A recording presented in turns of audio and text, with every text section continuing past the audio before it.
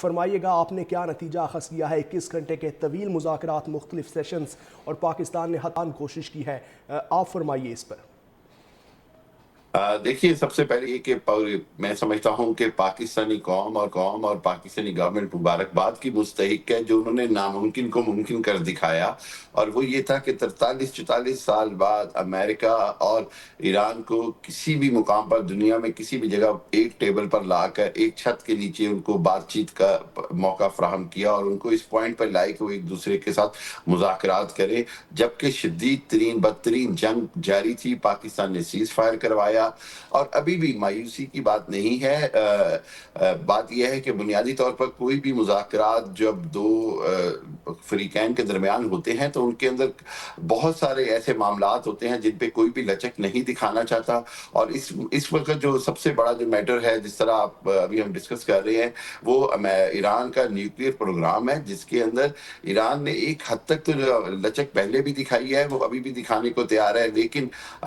جو امریکن مطالبات ہیں وہ پہلے سے بھی بڑھ گئے ہیں۔ یعنی جنگ سے پہلے امریکہ کا مطالبہ یہی تھا کہ اگر ایران اپنا جو ایٹمی پروگرام ہے وہ لمیٹڈ کر لیتا ہے، وہ آئی اے کی تسلی کے مطابق کر لیتا ہے، ان کے انسپیکٹرز کے زیر نگرانی کر لیتا ہے، تو امریکہ جو ہے اس کو کوئی اعتراض نہیں ہوگا۔ اب جنگ میں بھی امریکہ کو ایک طرح سے شکست ہوئی، پوری دنیا نے دیکھا جس طرح ایران نے مزاحمت کی، جس طرح ایران نے جوابی جنگ لڑی، جس طرح ایران نے امریکی جہاز F-35 F-15 B-52 بمبار، ہیلی کاپٹر سب کچھ گرا کے دکھائے، اس کے بعد امریکی بحری بیڑے کو نقصان پہنچایا، اس کے بعد امریکہ کو فوجی اتارنے نہیں دیے۔ اس سب کامیابیوں کے بعد اگر امریکہ جو ہے وہ اپنی ڈیمانڈز کو بجائے کم کرنے کے بڑھا لیتا ہے، تو پھر ایرانی حق بجانب ہے کہ وہ جو چیزیں جنگ کے ایرانی میڈیا کے مطابق وہ چیزیں جو جنگ کے میدان میں وہ حاصل نہیں کر سکے، وہ ٹیبل پہ حاصل کرنا چاہ رہے ہیں، جبکہ جنگ بھی ایک انداز سے امریکہ ہارا ہے، امریکہ کو فیس سیونگ چاہیے، تو یہ پاسبل نہیں تھا۔ اب بات یہ ہے کہ پاکستان کی بنیادی کوشش یہ ہے کہ دونوں فریقین لچک دکھائیں، اور سب سے اہم بات یہ ہے کہ جنگ بندی جو ہے اس کی کنٹینیوٹی رہنی چاہیے، اور اس کے اندر خدا نہ خواستہ اگر دوبارہ جنگ بندی کی ختم ہوتی ہے اور دوبارہ کوئی جنگ کی صورتحال ہوتی ہے تو وہ خطرناک ہے، لیکن ابھی مذاکرات کے جاری رہنے کی امید ہے۔ مذاکرات کا اگر ایک جگہ پر نہیں بھی ہیں دونوں، تو پاکستان بیچ میں رابطہ کار کے طور پر، مذاکرات اور مصالحت کار کے طور پر، ثالث کے طور پر ابھی کام بھرپور طریقے سے کر رہا ہے، اور پاکستان کی گورنمنٹ، پاکستان کے فیلڈ مارشل، پاکستان کے وزیر اعظم سب پر امید ہیں کہ انشاءاللہ کوئی نہ کوئی راستہ نکل آئے گا۔ موجودہ صورتحال میں پریشانی ضرور ہے،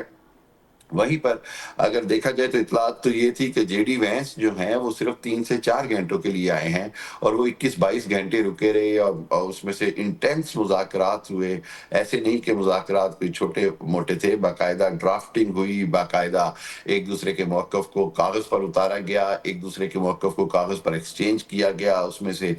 کچھ پوائنٹس مانے گئے، کچھ پوائنٹس نہیں مانے گئے، جس پر جا کے مین ایگریمنٹ ہوا وہ آپ کے سامنے ہے۔ وہ نیوکلیئر پروگرام کے حوالے سے ہے، نیوکلیئر میں یورینیم انریچمنٹ کے حوالے سے ہے، انرچ ہوئی یورینیم کے مستقبل کے حوالے سے ہے، اور یورینیم کی انرچمنٹ کے لیول کے حوالے سے ہے کہ وہ 60% سے اوپر جانا چاہیے یا نہیں جانا چاہیے۔ میں یہ سمجھتا ہوں کہ پریشانی ضرور ہے، اور ڈر اس بات کا ہے کہ جنگ بندی ختم نہ ہو جائے، لیکن کوشش اسی بات کی ہے اور امید اسی بات کی ہے کہ ابھی جنگ بندی جاری رہے گی، پاکستان مذاکرات کرواتا رہے گا اور کوشش کرے گا کہ کسی نہ کسی معاہدے پر ضرور پہنچا جائے۔ ٹھیک ہے منور صاحب، میں آپ سے یہ ڈسکس کرنا چاہوں گا کہ ایران یورینیم کی افزودگی نہ کرے، امریکہ کا یہ موقف ہے، لیکن ایران اس بات کو ماننے پہ تیار نہیں ہے، تو آپ کیا سمجھتے ہیں کہ 2 ہفتے کا سیز فائر برقرار رہ پائے گا یا سیز فائر کی خلاف ورزی ہوتے دیکھتے ہیں آپ؟ نہیں، میرا خیال یہ تو ایگریمنٹ ہے کہ سیز فائر چلے گا، اور جو ایکسٹرنل سچویشن ہے which is one of the very important source of American foreign policy, وہ یہ ڈکٹیٹ کر رہی ہے امریکہ کو کہ سیز فائر کو لنگر آن کرے، because global economy derail ہو جائے گی، خود امریکن الائز کی اکانومی ڈی ریل ہو جائے گی۔ 4 ایسی کی ڈیولپمنٹس ہیں جو امریکہ سے باہر، جو امریکہ کو مجبور کریں گی کہ وہ کسی نہ کسی طریقے سے نیگوسیشن میں آئے یا پھر انکنڈیشنل ریٹریٹ کرے، بیکاز اس وقت پریزیڈنٹ ٹرمپ کو چاہیے ٹرافی، کامیابی کے لیے. پہلی ڈیولپمنٹ یہ ہے کہ جو کہ بڑی شاکنگ ڈیولپمنٹ ہے, کچھ دیر پہلے جو مارک کارنے ہیں پرائم منسٹر آف کینیڈا, انہوں نے اس بات کا اعلان کیا ہے کہ دہائیوں پر مبنی جو جوائنٹ ڈیفنس سسٹم تھا امریکہ اور کینیڈا کا, انٹیگریٹڈ سسٹم تھا, اس کو انہوں نے ختم کر دیا. یاد رکھیں کہ کینیڈا اور امریکہ برطانیہ کی کالونی تھی, ایک ساتھ وجود میں آئے تھے, اور 1812 میں یہ ان کی سرحدیں طے ہوئی تھیں, اور کینیڈا جو ہے وہ چونکہ برطانیہ کی شہنشاہیت کے ساتھ وفادار تھا تو انہیں الگ ملک بنا کے دیا گیا تھا. ثقافت ایک ہے, تاریخ ایک ہے, اور ان کی جو اکانومیز ہیں وہ بھی انٹیگریٹڈ ہیں. تو اب یہ کینیڈین پرائم منسٹر مارک کارنے کا یہ کہنا یہ ایک شاکنگ ڈیولپمنٹ ہے, اور اس سے پہلے انہوں نے کہا تھا کہ یہ جو نظام قائم کرتا امریکہ کا ہے liberal world order, it is ruptured, اور یورپ کو نئے نظام کی ضرورت ہے, اور پھر انہوں نے یورپ میں شمولیت کا بھی اندیا دیا. دوسری اہم ڈیولپمنٹ یورپ کے محاذ پہ ہے, جہاں پہ پریزیڈنٹ میکرون نے ساؤتھ کورین یونیورسٹی میں ایڈریس کرتے ہوئے کہا کہ they are going for a third way, تیسرے راستے کی طرف جا رہے ہیں, نہ وہ امریکہ نہ چائنا, اور وہ یونائٹڈ نیشن کے چارٹر کو انٹیکٹ رکھیں گے اور اسی کے مطابق موو کریں گے. This is again very big development. اور تیسرا, فار ایسٹ ایشیا میں جو ایک قسم کا ارتھ کوئک ہے, جب اپوزیشن لیڈر آف تائیوان جو ہیں وہ چائنا پہنچ جائیں اور پھر اس کے بعد اسٹیٹمنٹ جاری کریں کہ تائیوان کے پاس دو آپشن ہیں, ایک وار اور دوسرا صحیح. امن, پیس. تو پیس کے لیے اگر وہ جاتے ہیں تو پریزیڈنٹ زی تائیوانی وے آف لائف کو ایکسپٹ کرنے کے لیے تیار ہیں. اور چوتھی جو ڈیولپمنٹ ہے جو کہ اگین بہت زیادہ شاکنگ ہے, وہ ڈیولپمنٹ یہ ہے کہ جو امریکن اکانومی ہے وہ اچھا پرفارم نہیں کری, اگر اس کے الائز یعنی کہ وہ ان کی امریکن اکانومی اچھا پرفارم نہیں کر رہی. منور صاحب آپ بات کنٹینیو کیجئے پلیز, چوتھے پوائنٹ پر آپ تھے. جی میں یہ بتا, پہلا پوائنٹ کہ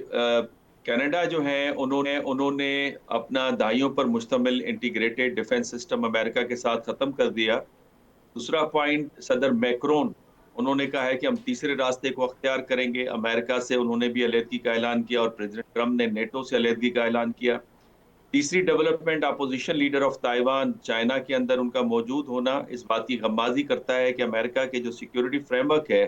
ان پہ ان کا اعتبار نہیں رہا. اور چوتھی ڈیولپمنٹ ہے, یورپ کے اندر اسرائیل کی جو سپورٹ ہے economic and political and diplomatic, وہ ڈرائی ڈاؤن ہو گئی ہے. اور آپ اسے اندازہ کر سکتے ہیں کہ پچھلے 24 گھنٹوں میں اسرائیل نے 4 ممالک کے ساتھ پنگا کیا ہے,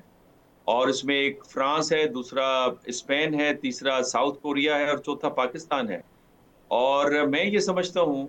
کہ جو اسرائیلی لابی ہے وہ مجبور کر رہی ہے ٹرمپ ایڈمنسٹریشن کو کہ وہ اس نیگوسیشن کے دوران بھی, آپ نے دیکھا ہوگا کہ ٹرمپ صاحب نے جو اسٹیٹمنٹس دی اور ٹویٹس کیے